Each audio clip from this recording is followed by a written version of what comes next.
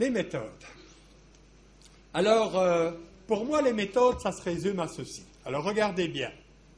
J'ai une vitre ici en plexiglas, et sur la vitre en plexiglas, il y a des curseurs, des boutons, etc.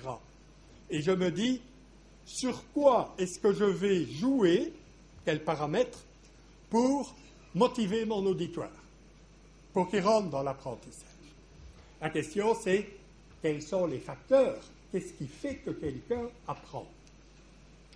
Alors, enseigner, mettre en place des méthodes sans modèle, ben non, nous avons besoin d'un modèle.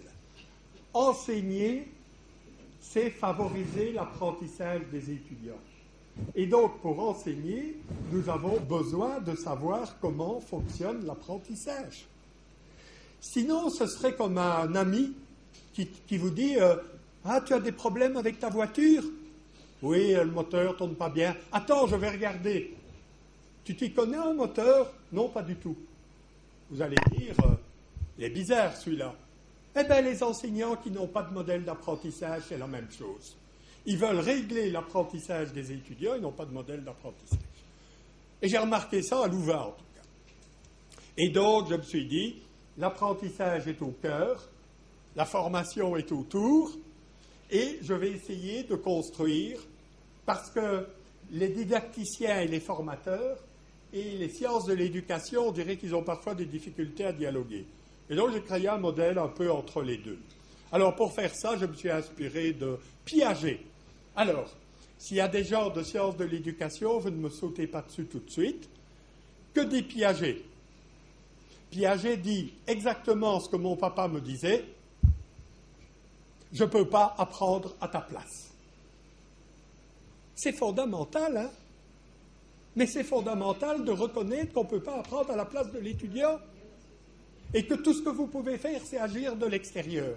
Pourtant, dans le langage courant, combien de fois j'ai entendu des papas et des mamans qui vont chercher les enfants à l'école et qui lui disent « Qu'est-ce qu'on t'a appris aujourd'hui ?» La réponse est rien du tout. On ne peut pas m'apprendre quelque chose. On peut m'enseigner.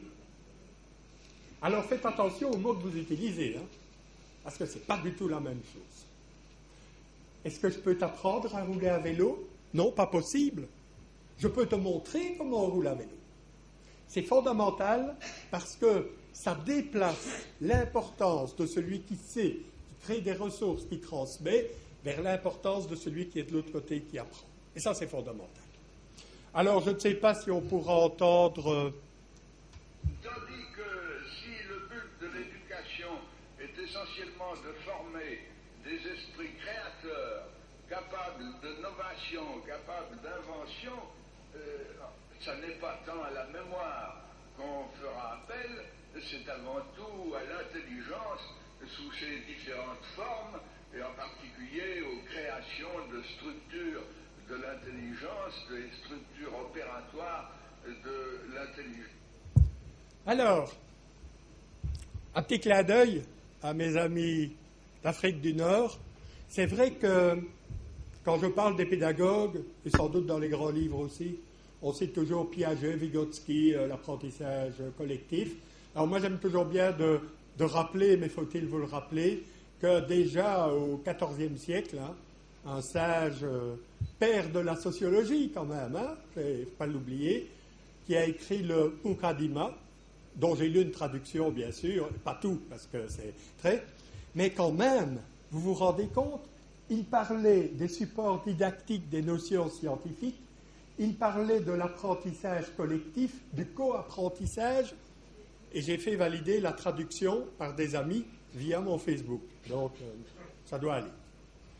Alors, mon modèle pragmatique, j'y viens très rapidement.